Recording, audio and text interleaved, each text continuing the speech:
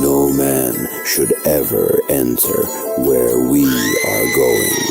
Beware what lurks in the depths of the Libtard zone. Number 10. Councilmember Hugo Soto Martinez, who has endorsed you, he wants to explore ways to let non-citizens vote in city elections. I know that there are some cities that already do this, but politics is all about timing. With Donald Trump in the White House, is this the right time for Los Angeles to go down this path? So you're running in a mayoral race in one of the biggest cities in the country. You got a strong challenger in Spencer Pratt. And Politico asks you, hey, what do you think about having illegals vote in the election? I don't think there's a better layup. This is one that it's 100% efficiency. You should never lose this. It's like a slam dunk. She misses it. Well, I think we need to explore it. Now, I've not seen exactly what he's calling for. I have a little familiarity of what happens in other cities. And for example, some cities will allow people to vote in like city council and school board elections because they pay. All right.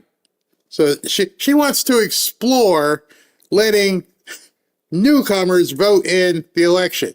But more importantly, why I've been telling you, you got to go and make sure you're registered to vote and make sure you vote in every race, including dog catcher. She just told you why. School boards, local things, we're already putting illegals in there. We're already letting them vote there. I'm like, you just said that out loud. You just realized everybody can hear what you, in case you missed it, you might want to hear her say it again, because that's what stunned me. And for example, some cities will allow people to vote in like city council and school board elections because I don't want somebody who ain't supposed to be here on my kid's school board. And she just let the cat out the bag. They are, in some cities, we're letting, you can vote for city council and on the school board. But they're not supposed to be in this country. It's never stopped us before. They pay local taxes, but they are not necessarily undocumented. They might be here completely legally, but have not finished the citizenship process. So that would be illegal. Wow, these people, not only are they brazen, they're extremely stupid. Absolutely brain dead. You said they're not even waiting anymore. Now they're just going ahead and telling you what they want to see happen. We'll wait and see. Number 9. Absolutely. I mean, not one promise has been kept to Black Americans in this country when every bit of prosperity you enjoy was built on our backs. Okay. So I know a lot of you white people are sitting back going, what is this crazy bald-headed woman talking about? That you've been, anything you have right now was made, stop, Lily, anything you have right now was made on the backs of Black people. I find it hard. I'm Black and I'm like, what the hell are you talking about? None of you out here making videos. None of you out here buying houses. None of you out here renovating houses. None of you. And if you are, I'm paying you to do it. If you're painting a roof or you're doing something, I'm cutting you a check for your services. I'm not doing it and then whipping you and putting you in a stockade and make you, go bail some hay. What in the hell are you talking about? And by the way, none of you ever baled any hay. None of you were even slaves. I doubt any of you ever known any slaves. But you're telling everybody in America at this point, you're telling every person, white, Black, Hispanic, that if you have any money, if you've done anything successful, you did it on the backs of Black people. Wow. Oh, it gets better though. It gets better. 100 years of labor for free, and we never got our 40 acres and a mule. Well, if it happened for 400 years, it's too late then, isn't it, honey? The people who might have made these so-called promises, you think, they're not here anymore. 400 years. By the way, that country doesn't even exist anymore. Because the people who were doing stuff on the back of black people, that was the Confederacy, which guess what? They ain't here anymore. So unless you want some Confederate dollars, you can have all the Confederate dollars you want. All the people who were in the Confederacy that supposedly had slaves, which you're going to say everybody did, just give her some Confederate dollars and tell her to shut the hell up. And we are still, harmed by practices like redlining and appraisal bias. All right. Now you're in my wheelhouse, girl. There ain't no appraisal bias. There ain't no redlining. A, nobody wants to live in the hood. B, nobody wants to lend any money in the hood. Appraisal bias, there ain't no value in the hood. What do you want us to do? Lie and say, hey, that tenement looking right there, that's got to be worth 3 times what it was last year. Anybody want to buy it? No. You guys would be. I think what I'm going to do is take a video and show you what the prices of houses are in the hood down here, in the opportunity zone, and when I show you the property and the house, we'll go in, take a quick video, and I tell you how much this thing cost. Every single one of you, 100%, superlative, every single one of you would say, hell no. What she has a problem with is that the 400 years that she's trying to lean back on, those times are forever gone, honey.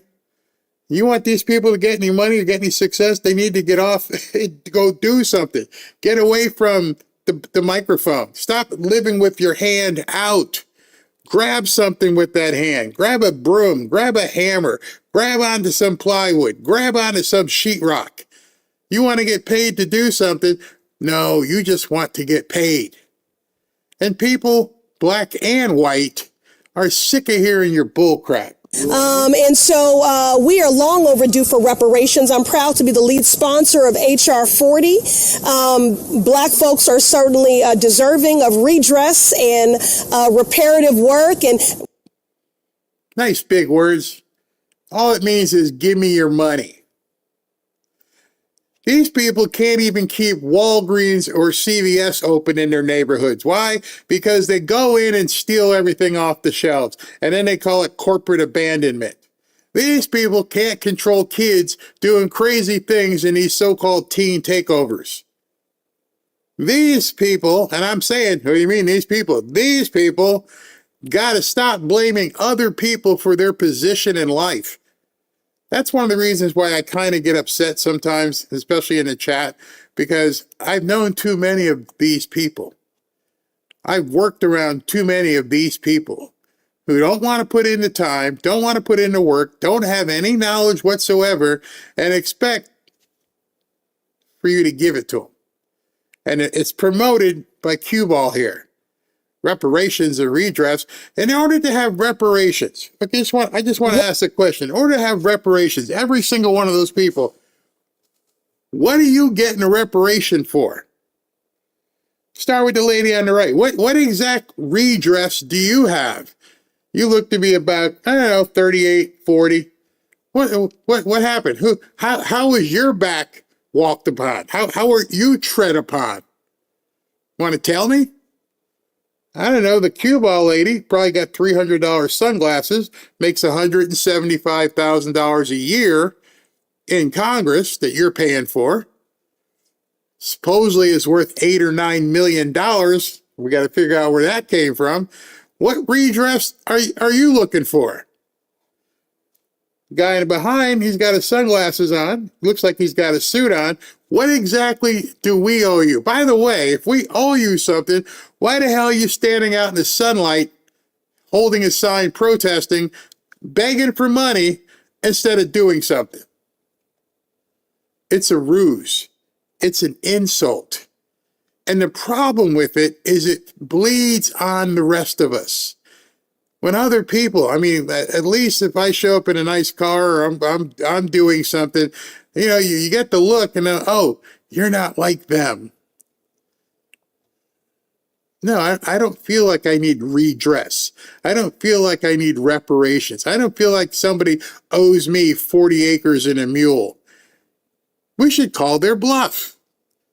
We should say, I don't know if you guys have ever driven down I-95, through like South Carolina and Alabama or some of these, and there's just wide swaths of empty land.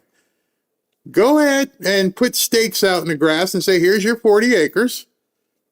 Here's your donkey. Good luck. Now what? You see, it sounds pretty.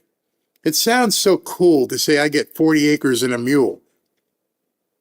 Until you realize I got 40 acres and a mule. And all this around me is just dirt. And I don't even know how to do anything, otherwise I wouldn't be begging for 40 acres and a mule. So let's say we started divvying it up and giving people 40 acres and a mule. I don't know where we're going to get all these mules, but here's yours. Here's your range. Take your mule. This is your patch. What are you going to do with it? What are you going to do with this patch of dirt? Because at that point, reality would hit really hard that you don't even know what to do with the dirt. You know exactly what they do. They try to sell it. They would try to sell something that was supposedly given to them. Here's your 40 acres. Do something with it. Oh look, there's no electricity out here. It's just dirt. There's no power out here. It's just dirt. The grass is high, and don't go in the bushes at night because there's stuff that's, living here. You're just visiting. They have no idea what they would do with 40 acres. In fact, we could probably do a reality show. Here's your 40 acres, and we all could just film it and say, what's cue ball got to do right now? What's your first move, honey? You ain't got nothing. One bill will not undo centuries of harm. Number 8. We don't have a government anymore, y'all. We don't have a government. This is a crime family. I only show some of this stuff so you guys can see the sheer insanity that causes some of these people to go into different places and shoot things up. They know exactly what they're doing. They're very, very good at it. They know they're full of crap. They know what they're saying. They know they have a crazed audience. This is a mafia. This is a cartel. This is a criminal syndicate. That's all he wakes up and thinks. How do I grease my own palms? How do I juice my bank account? How do I run another scam? How do I shake down the American taxpayer? That's all he thinks about. That's all he cares about. That and forcing his face onto currency and fucking Mount Rushmore and the Trump Kennedy Center. Like, this is what he does. This is what he is. So you're home, you're impressionable, you're a libtard with no future, and you get guys like this, him and Hassan Piker and Candace and all these people saying this stuff to you. He doesn't care about you. He's corrupt. He's a criminal. He's done stuff to women. He's grifting off of you. He's making money. And I always think when I talk to liberals like this is, what do you expect the president to do? My sister's in town. She's seeing the better parts of Boca. I told my other sister she's turning into, and this is a term, she's turning into a Boca bitch. She got to go to the clubs today, had to hang out, and they're doing facials and whatever a ritual bath is and all kinds of crazy stuff. Looking at the boats and Rolls Royces roll in as a big wedding there. And I asked them, what are you looking for a president to, quote, do for you? See, that premise right there is where it all starts going wrong.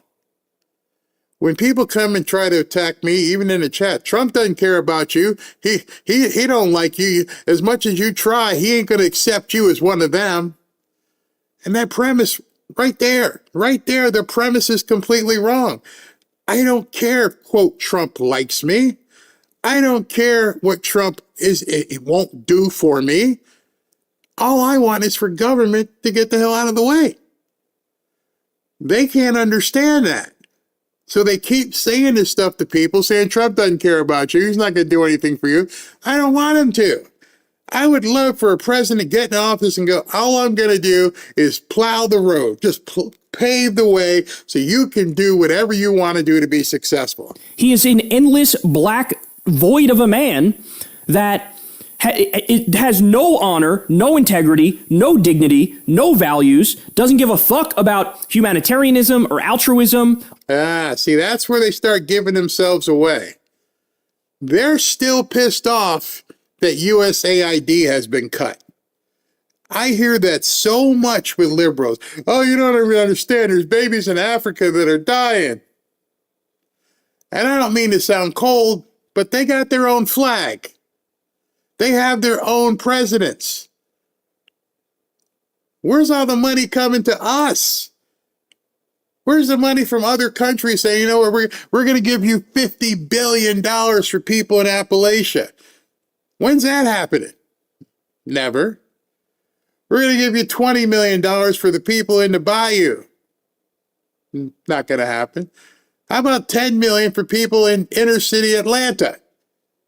Nope. $5 million to help the people in Kensington, Pennsylvania? Nope. But you're mad because over there isn't getting our money because you're not putting anything in anyway, so you don't really care. It's a shame that we're not just ripping off Americans to feed people in other countries. And they never turn that around. And cause I don't know if he's ever seen it. Hey, you want to take a ride? Let me show you this place called Kensington. Roll your windows up, okay? Let me take you into, I don't know, some of the deepest hoods in the country. Roll your windows up. I don't know if they're going to take to you looking kind of fluffy here. What about these people? You don't care about them? No. Or justice. Like, the man actively wants the worst for everybody. Really? He actively wants the worst for everybody. He wakes up in the morning and goes, how can I F up people today? That's all I'm here for. I am here to try and F up everything and get you to live your worst life. He doesn't believe this. I don't know who this guy is, but he doesn't believe it. But he wants the people listening to him to believe it. But to enrich himself. He is the embodiment of all that is evil. That's why it's fair to call him the Antichrist or a demon. If Jesus represents theoretically the notion of this like perfect human who is so altruistic and kind and decent, Trump is the fundamental opposite of that in every respect. Wow. So what they're trying to breed is probably the same thing that this guy went into Washington and shot up. This guy is evil personified. He doesn't care about you. All he wants to do is hurt America, not realizing the guy talking to you at that moment, the guy spewing this stuff is the one that's looking to hurt you.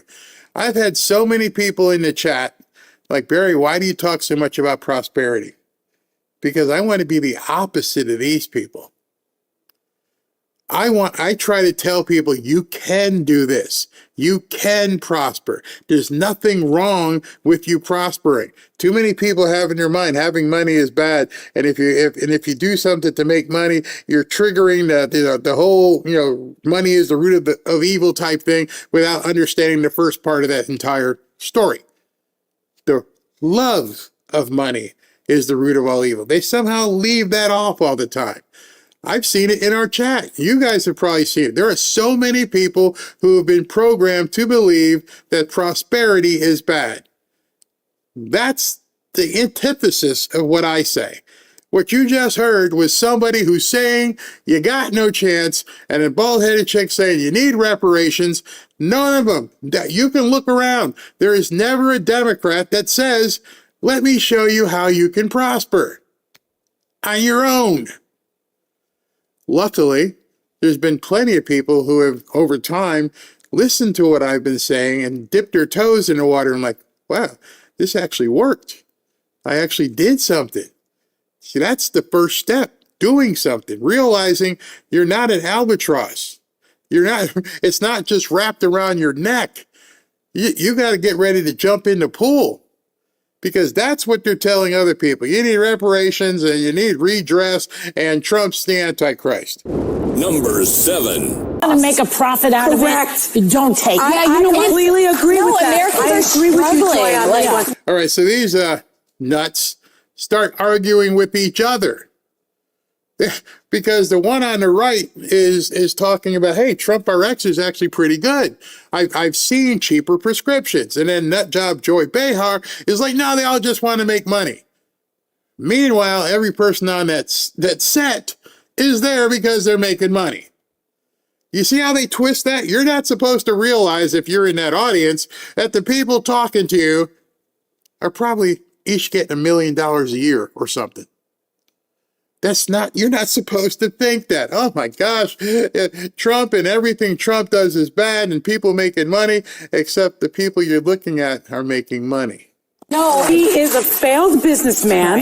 And if you heard what he said, we both want to make people wealthy. Is that bad?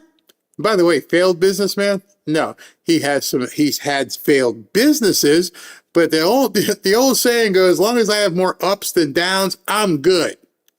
I want more wins than losses. But that's beyond these people. And they're upset because he said, I want to make people wealthy. Think about that. Think of the tone, what you're hearing here. And now they just come out and say it.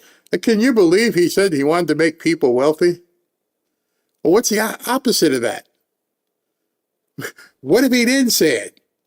I hope you people stay poor. Didn't say so. I should pay 10 times more he for said my wealthy, which medication. means to me that there's something in it for him. This is not a well-intentioned The presidency is something he cashes in on Sunday, but what this does is it helps Sarah, he American is not a people. well-intentioned person. He is not doing this out of the goodness of his heart. Nobody He's doing this to make money. No one thinks he's doing Joy, it. we're the wealthiest.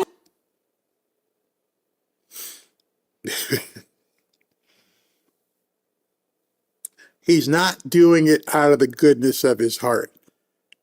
What if that's true? What if the president didn't start, along with his advisors, Trump RX, out of the goodness of his heart? Instead, what if he's just doing his damn job?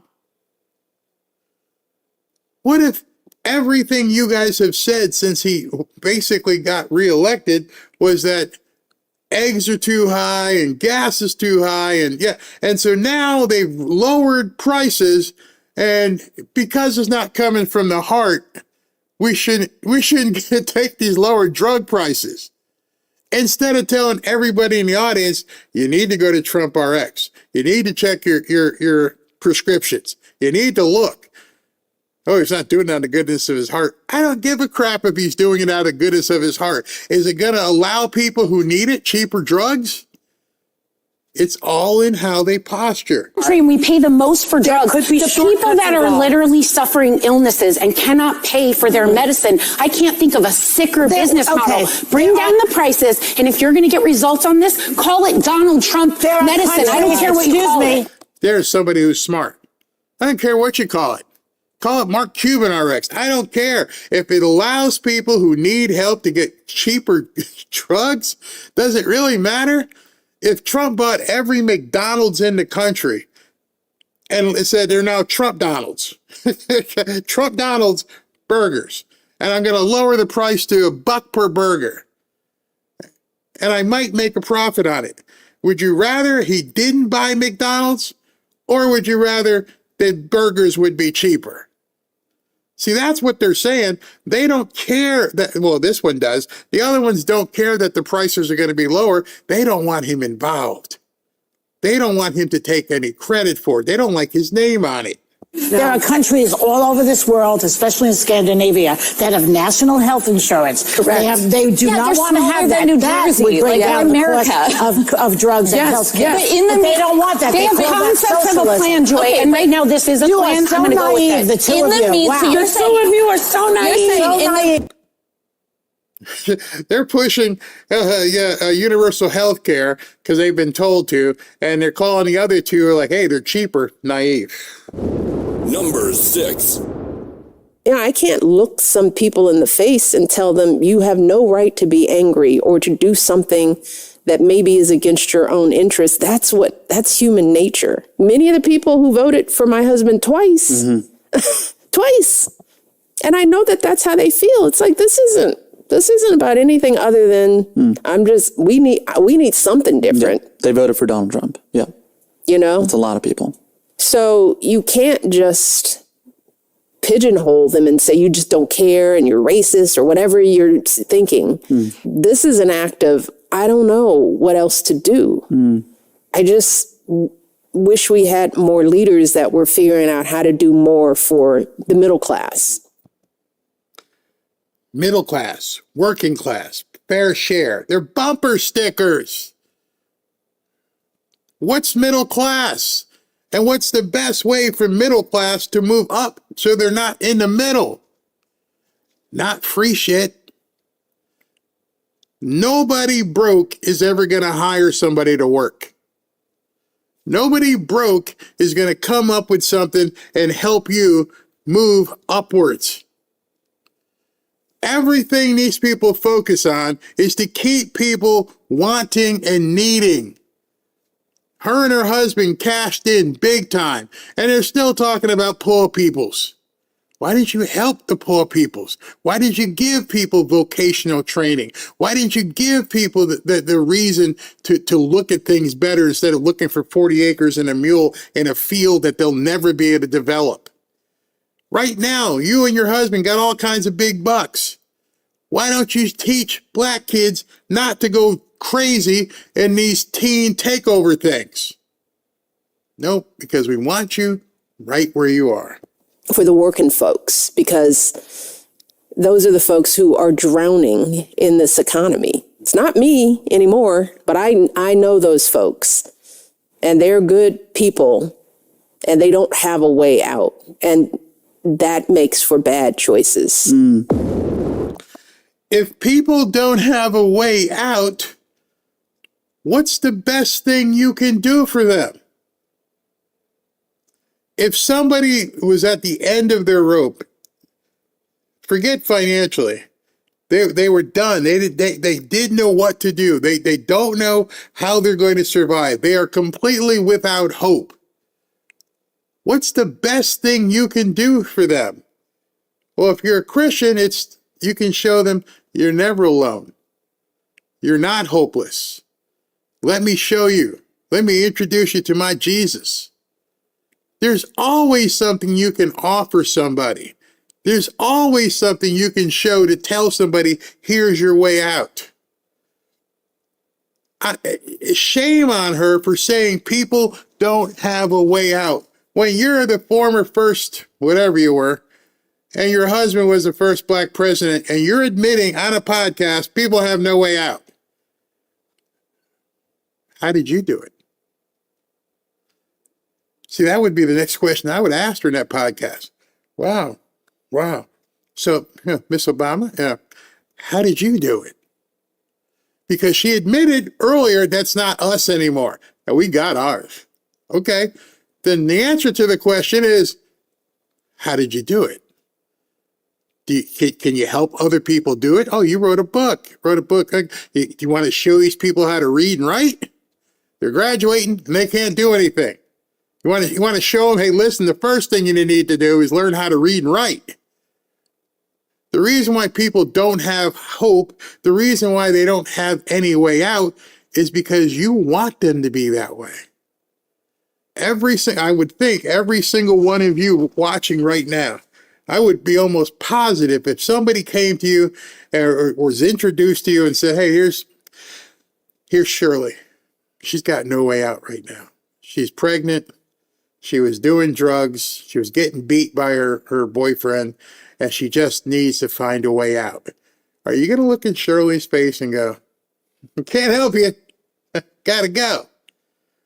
Or are you going to sit down with Shirley and go, do you really want some help?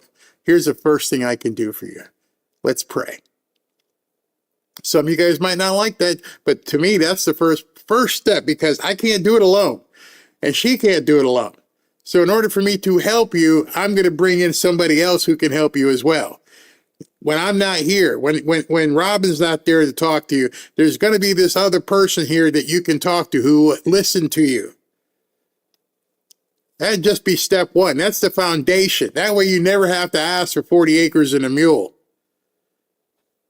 And then you start helping people. But the Democrats, she just said it. They got no way out. That's your problem. How did you get out? And you didn't get 40 acres and a mule. You didn't get any reparations. You didn't get any redress. How the hell did you and your black husband get out? You do have the answers. You just don't want to help. Number 5. Brown people from different backgrounds. The word socialism is weaponized as some kind of, anti-American thing. All these people go on television, they just make you laugh sometimes.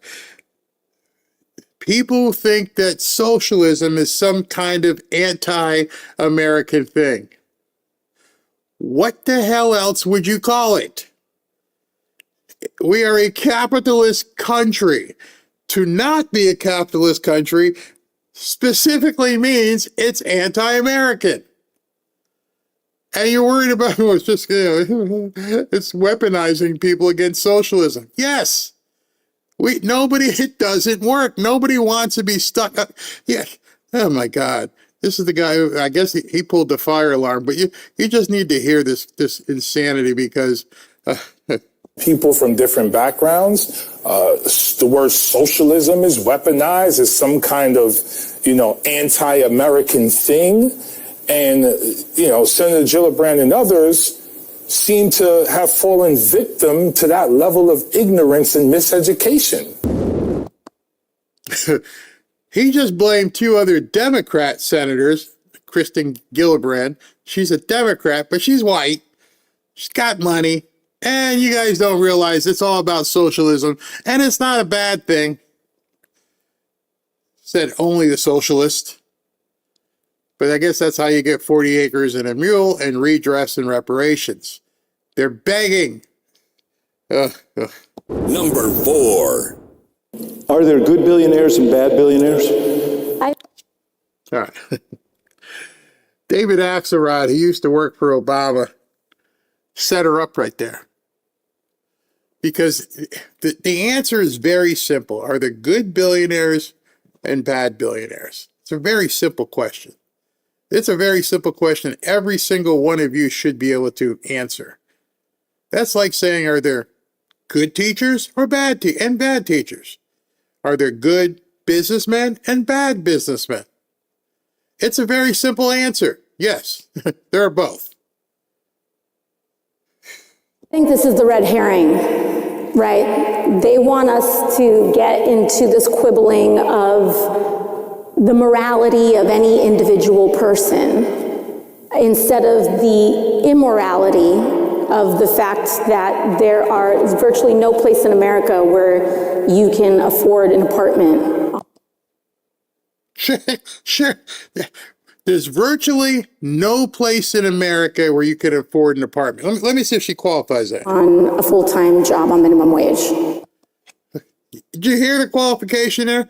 There is no way that you're going to be able to afford an apartment anywhere in America on minimum wage. Honey, the last part of your statement is the problem. If you're working on minimum wage and you're over the age of, 18, there's your problem. You're not functioning. Of course they're not going to be able. That's not how it's supposed to be. You're supposed to learn to earn. You're supposed to look to achieve. God knows when I was 18, 19 and coming out of college or still in college, and I was bouncing at a bar. We lived in a house. No BS. There were 14 guys living in this house. Other bouncers, bartenders, 14 guys living in this house. Could any of us afford the rent by ourselves? No. we all had to get together at the end of the month. Hey, you guys, and it was like $60 each. You got $60? Yeah, I got my $60. And then one of the guys would pay it. We weren't supposed to pay the rent on our own at 17 and 18. We had roommates. The house was trash. We was dirty, but we paid the rent. And then you know what happened? Oh, what happened was some of us moved beyond being bouncers and bartenders. And then, you know, some of us actually opened businesses, and some of us actually went to work as lawyers and professionals in stuff at companies. They're no longer having to live in a house with 14 guys on minimum wage. The Democrats keep everybody stunted. They think that because you're, you know, taking out the garbage, you're supposed to get the same as the guy who's, you know, cooking the food. It doesn't work that way. They want to rewrite all of the laws of society. And that is somehow completely disconnected and alien from the fact that we have a system that is designed to create this level of income inequality. Now, No, just the opposite. We have a system that's designed for you to aspire. When I was a bouncer, and back then making 40, 50 bucks a night, throwing people out of the bar, I never said to myself, this is it. I got nothing to look forward to. I remember one of my roommate's fathers came to the house one day, and he sat me down. This guy was a businessman. I'll never forget this. I was 18 or 19. I'll never forget this.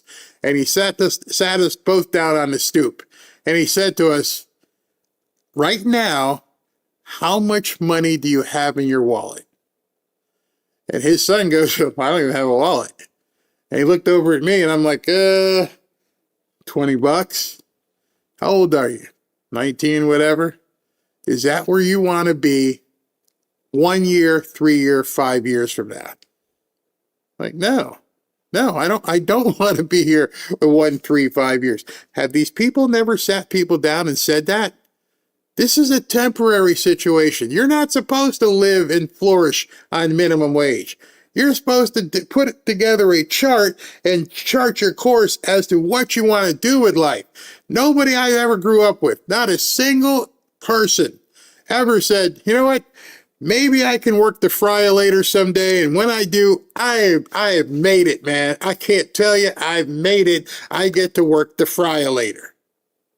Nobody. Not one single person ever said that.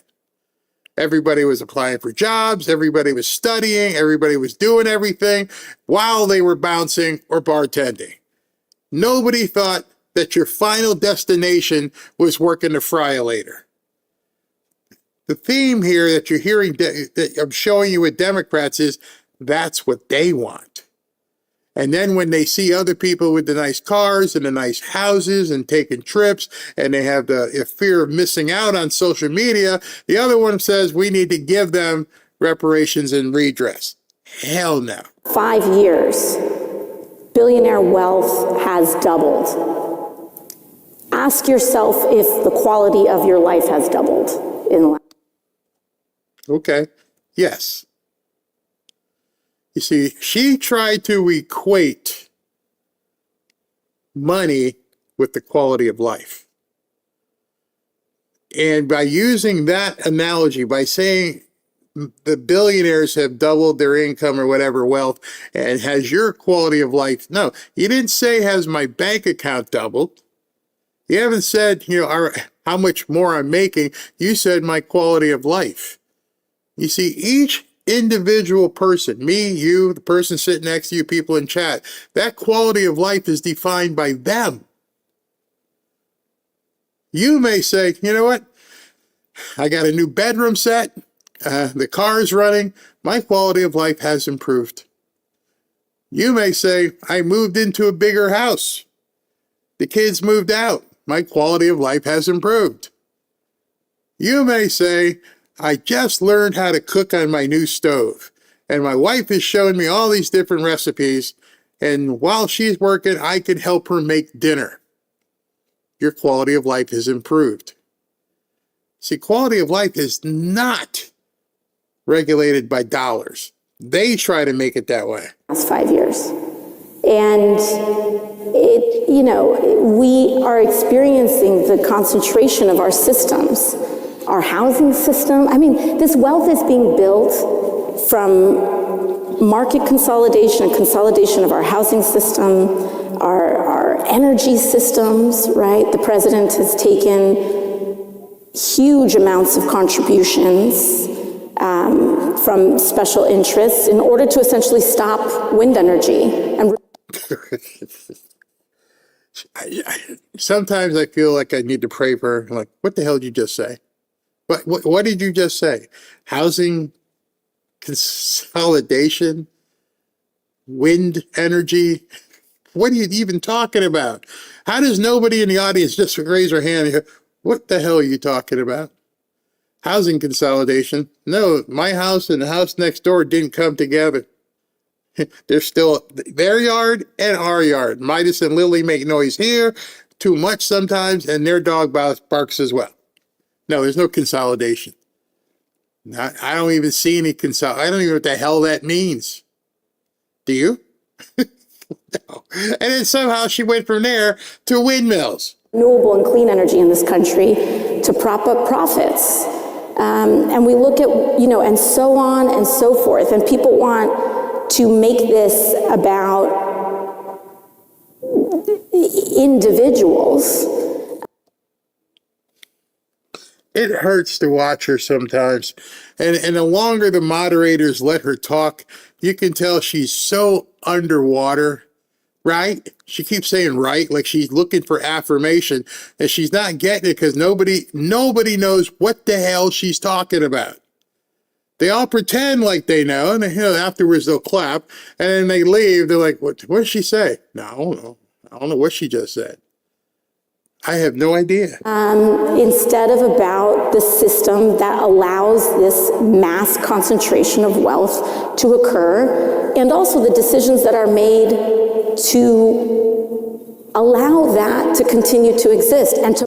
Okay, so this is a very sly way of saying capitalism shouldn't be here. The system that allows, that was her words, allows somebody to become a billionaire. The system that allows people to buy a boat. That system is causing the problem. What's the fix? Socialism. I get your stuff too. That's where she's going with this, and this is to the people she's talking to, and she's telling them the reason you can't get ahead is because the system is stacked against you. All the billionaires are making money. Well, what about the people who aren't billionaires? Yet. I'm going to tell you something, and you're probably going to like, what are you talking about? You are one idea from being a billionaire. One idea away from being a billionaire. This is 2026. There is so much stuff happening right now. People are doing so many different things with AI, you're one idea away from being a billionaire. Have you ever thought that? Have you ever thought to yourself, if I can just think of something that people are going to want, I'm going to be a billionaire? You may never think of that thing, but you are always one thought away, one idea away from being a billionaire. She's trying to take that away from you. You shouldn't have that one idea. You shouldn't want that one idea. Because you get that one idea, and if you were to become a billionaire, then, now you've ruined it for everybody else that's poor. And I can tell you, and you probably know, there are so many people who have made hundreds of millions and billions on one idea. What's that lady? I can't believe she made billions on it. The lady who invented Spanx. Look up her story. She found a way for women to pull these things up and shove everything together, and she made $1 gazillion. She was one idea away. One. Afterwards, you sit back. Why not? I know a lot of fat chicks. Why didn't I come up with Spanx? Why? And I'm like, yeah, it's genius. It's like they just made it like a modern era girdle. Just squeeze it all in there and like, oh yeah, honey, look at me. I look great. What is that? That's a Spanx. She made $1 billion. And I could tell you stories like that over and over. You can go look them up yourself. One idea. One. I don't know what it is. I'm not a billionaire, but I know I'm one idea away. Protect that concentration of power and wealth. And Number 3. Mentioned the Paxton case, and that. Okay, so this is a man. Just want to let you know. This is probably one of the sickest things I've seen in a while. This is a cosplay here. Is that a safe word? Hopefully that's a safe word. This is somebody playing cosplay, and wait till you hear what they're advocating for. AGs in many states are very clear about that they're almost jubilant about being able to use these laws to ban young people from accessing content that could be educational if they are queer. And you're okay. He's whatever is mad because they're having a meeting about banning porn, and specifically the alternative lifestyle porn, from kids being able to see it. And this person says it's bad to ban it because it could be educational, because you need to learn how to do the things that they do. Yeah. a principal, you have LGBT students in your school, and we also know that they're not receiving sex education for queer kids. We know that prurient interest. What? Oh, I love how they just make up words, don't you? I heard this. I went, what? Querient interest. They sit around with a thesaurus. Oh, let's look at this word. Querient. What does that mean? I can't even answer. YouTube would shut me down. A querient interest. Well, there's a word for you. There's a 2026 word if you ever heard one. Kids are in school. Instead of learning how to do 2 + 2 and 1 + 1, they have querient interests. And we need to make sure that they can pull up the book showing Jimmy and Joey how they could butt romp each other. We know that prurient interest could be, for many people, the very existence of transgender kids. Oh, he's coming. I'm pretty sure he's coming soon. I'm pretty sure sometimes he sits back and goes, either that or the aliens.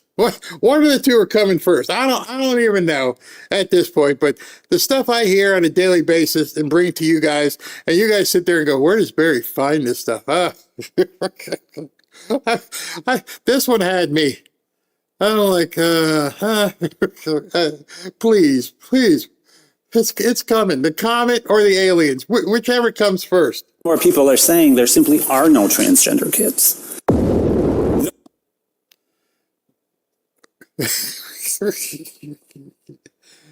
You're right. There are not. Y'all turn them into it. And you're forcing us to play cosplay with you. Number 2. Little breaking news coming into the story. New York City Police Commissioner Jessica Tisch issuing this stark warning a short time ago. Watch. I began my career building out the NYPD's counterterrorism capabilities. And in my 18 years in government, I have not seen a threat environment quite like this one. So what did you expect? Y'all elected the guy who wants to be chummy with them. You're letting them all like put rugs out in Times Square. And now you're like, hey man, I've been here for 18 years. I ain't never seen nothing like this. Good. Deal with it. Let everybody know. Let everybody know you went and let the wolf into the hen house, and he brought the other wolves in, and you brought them wolves in, and look at what they're doing.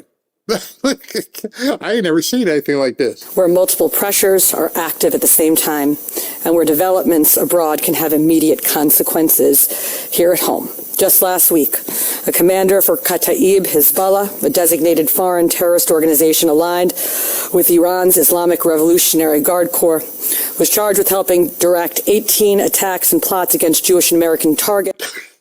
I'm sorry. I scared Lily. Lily, these people crazy, Daddy. Why you keep showing? Make them go away, please. Make them go away. You heard this on any other news? That there's so many threats in New York right now. She's never seen anything like it. You ever seen anything like it? I've never seen nothing like it, Daddy. It's bad. It's real bad. Overseas since hostilities began in Iran on February 28th, and he allegedly tried to bring that terror here to New York City. According to the complaint, he sent a map, photograph, and identifying information for a New York synagogue. You see the trend here? I showed you the Ivanka story earlier, and they keep sending out floor plans on buildings. They tried to get Ivanka's house, they had the floor plan, and now they're sending out floor plans of synagogues. So what happens if they want to do something where you live? And they decide, let me log on the county website. Y'all got so much information out here, it's all public. This is amazing. We can find out everything about these people we want to wipe out. Right? It's awful, Daddy. It's bad. It's real bad. Someone that he believed could carry out that attack. Yeah, a little more context here. Tish says that suspect seen in this photo with former IRGC Commander Qasem Soleimani, that's the man that President Trump went after and successfully killed a few years ago. You look familiar? He should. He's the guy I was talking about earlier. Same guy has been talking to New York about blowing up New York's synagogues. Was thwarted thanks to the state's partnership with federal authorities. Imagine that. The states working with the federal government? Might be a trend. Number 1. I just saw the headline, so I need to read a little bit more. But obviously, this is an administration that believes that they can go into other countries and grab foreign leaders. We have pushed back strenuously. We have asked questions about not just Venezuela, but about Trump's reckless war in Iran. And this seems to be another area where the president is using every tool he can to deflect against a reckless war of choice and to distract from the American public that he's trying to enrich his family. Those are all the things that we know this president does, and this is one more example. I haven't read the details of the. If you haven't read the details of Castro's indictment, then why the hell are you standing in front of a microphone? You have to listen to these people sometimes. I like to listen to what they say. And they're like, yeah, let me tell you about Trump. He sucks. And he's just trying to deflect from something, Epstein or something. And I don't know why he's going to Cuba. And I haven't read the indictment yet. Then what? Then what are you talking about, bro? Indictment, obviously. Meanwhile, guys, I want to say something about Cuba really quick. Someone sent me a DM, horrible DM, but I want to say something to you guys, okay? I want to say something. I want you guys to imagine this, okay? Imagine you're born in an island, a very beautiful island, but you could never leave this island, ever leave this island, okay? You grow up, you start growing up, you go to school. This school is falling apart. The bathrooms don't work. There's no fan. There's no air conditioning. It's super hot in the classroom, okay? There's no food at the school to feed the kids. So if you're lucky at your home, you have bread and you have butter and you have sugar, and your mom or your dad fixes you a piece of bread with butter and sugar, and that is what you're sent to school for the day. Meanwhile, our Democratic politicians are saying, oh, it's just a deflection. I'm pretty sure most of you never went to school with bread, butter, and sugar as a meal. These people who keep complaining about people starving in Africa, who keep worried about how much money we can give to Ukraine, don't give a crap about Cuba. Because unlike Ukraine and what's the other place that we were talking about, somewhere in Uganda and Somalia, this is 90 miles away. It's right there. And you don't even have to go to Cuba. You can come down to Miami and just talk to people like this woman who has relatives and has had the stories passed down from her where she's almost in tears, so happy that President Trump is going to liberate Cuba. But you didn't even read the indictment. You go home and the electricity is still not on. So your parents are running around trying to feed you, find whatever they can to feed you. You go to bed hungry with the heat. And this has been happening your whole life. You grow up, you become a doctor or, whatever. The cycle continues. You have kids, everything continues. You're a doctor. You get sent away for 2 years. You don't see your family, working your ass off in another country. You come back, they take all that money from you and they'll only leave you with $5,000, $7,000. Meanwhile, they kept over $100,000 of your hard-earning money as a doctor. Now, understand, remember last week I showed you the new executive orders that President Trump signed, not getting any publicity anywhere. Hope we went back and read them, because this is some of the stuff this is designed to stop. It's designed to stop the remittances and other money going back to places like Cuba and Mexico and Haiti, taking American dollars and feeding them back to another country. You can't even buy a car. You can't even take your kids on the weekends anywhere. Let's say you take your kids somewhere and you pass by a ice cream shop and your kid says, I want an ice cream. You can't even afford one scoop of ice cream because it's $5 and you made $20 that month. Can you imagine? Can you imagine making or having available $20? That takes me all the way back to college. That takes me all the way back to when I was bouncing and I'm like, how much you got in your pocket? I got $20. But I knew more was coming because I could pick up some more shifts. So I wasn't completely destitute. I could still go buy a pizza or beer. But these people are living their lives like this. Imagine that. Okay? That's your whole life. For the rest of your life, you can't do that. Meanwhile, the government and their friends and families are living like kings, flying in and out, eating steaks that you... Did she say kings? I think she said kings. They're living like kings. What happened to the no kings people? Funny. They're not talking about Cuba. Obama's sitting there at the baseball game and they're laughing it up, and communism is 90 miles off the south part of Florida, and they've got literally a king. So it's just not the right kings, I guess. They never talk about it. Notice that none of the Democrats are talking positively about Cuba. I've never had. That is Cuba, and that has been happening forever. You can go into a hotel and enjoy a piece of coffee. You can't go to the beach because you can't afford to get on a train or a bus. That is Cuba. They've been suffering for years and years and years. This is not just nothing new. Am I excited that they indicted Raul Castro in every regime? Heck yes, I am. So when you tell me that Cuba is one of the best places to live and you have never even been there or experienced that, just imagine living in a place that you could never leave. So don't.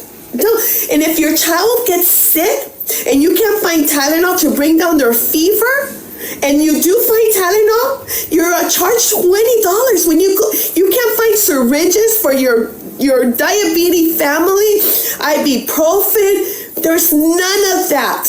But meanwhile, the government, the regime, and all their friends have access to all that. And you, as a normal human being that has worked your whole life in Cuba, don't have access to any of that. So don't send me any DMs talking nonsense because you have no effing idea. Have a great day.